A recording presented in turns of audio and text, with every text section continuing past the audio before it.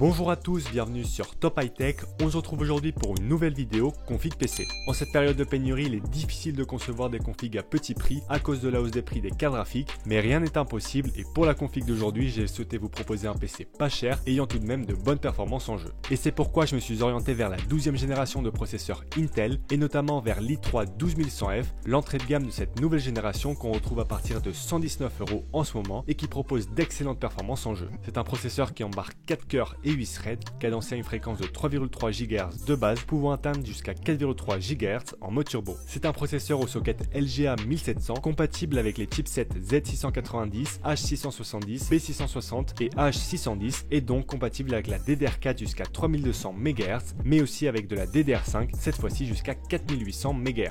Pour cette config, on va rester sur de la DDR4, les cartes mères compatibles DDR5 et la DDR5 elle-même étant pour l'instant bien trop chères. Pour le refroidir, on pourra garder le ventirad fourni dans la boîte. Intel propose maintenant de nouveaux ventirad avec leur processeur. Il reste peu performant, mais pour faire des économies et respecter le budget de la config, on devra faire avec. Pour ceux qui auraient un peu plus de budget, je vous mettrai une alternative en description. Cette i3 12100F, on va devoir le poser sur une carte mère et j'ai choisi la B660M DS3H de chez Gigabyte, une carte mère au format micro ATX compatible avec la 12e gène de CPU Intel. C'est une bonne carte mère entrée de gamme qui propose 4 slots de RAM en DDR4, pouvant accueillir jusqu'à 128 Go, cadencé à une fréquence de 5333 MHz au maximum, 2 ports M.2 4.0 dont un refroidi à l'aide d'un dissipateur ou encore un port PCI Express 4.0 pour brancher la carte graphique, élément important puisque les RX 6500 XT, cartes graphiques de cette config, sont plus performantes quand elles sont branchées sur un port de 4e génération. Finalement, au niveau prix, on retrouve cette carte mère à 100 € chez Alternate. Je trouve ça un peu cher pour de l'entrée de gamme, mais pour le moment, toutes les cartes mères pouvant accueillir les processeurs de 12e génération sont très chères. Au niveau de la RAM, on va partir sur de la DDR4 et comme d'habitude, j'ai choisi deux barrettes de 8 Go cadencées à 3200 MHz et il s'agit des PNY XLR RAID qu'on retrouve à nouveau en promo au prix de 57 € chez Cdiscount. Pour ce qui est du stockage, j'ai opté pour un SSD de 500 Go, le Western Digital Blue, un SSD M.2 NVMe qui propose d'excellents débits de transfert pour du gaming et qui est actuellement disponible au prix de 40 € chez Rue du Commerce. C'est une très belle offre, donc ne tardez pas trop à l'acheter s'il vous intéresse car il risque de partir vite. Et pour ceux qui auraient besoin de plus de stockage, je vous laisse consulter la description, je vous y mettrai des alternatives. On en vient maintenant au choix de la carte graphique.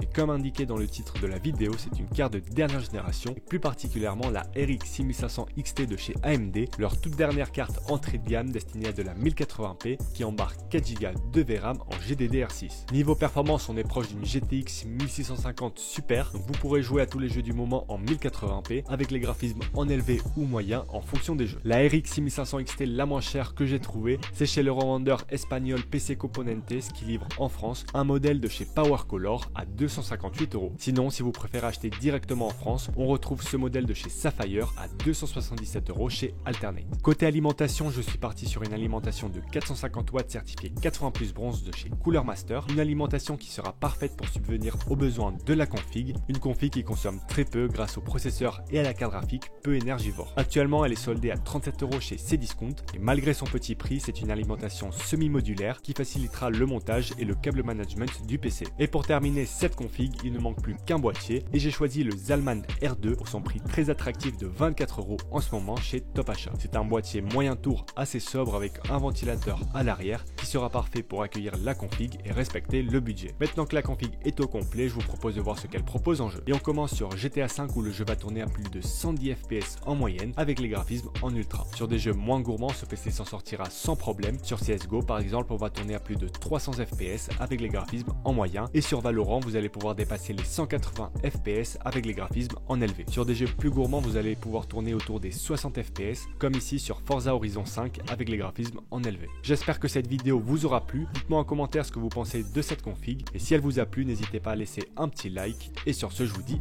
à la prochaine.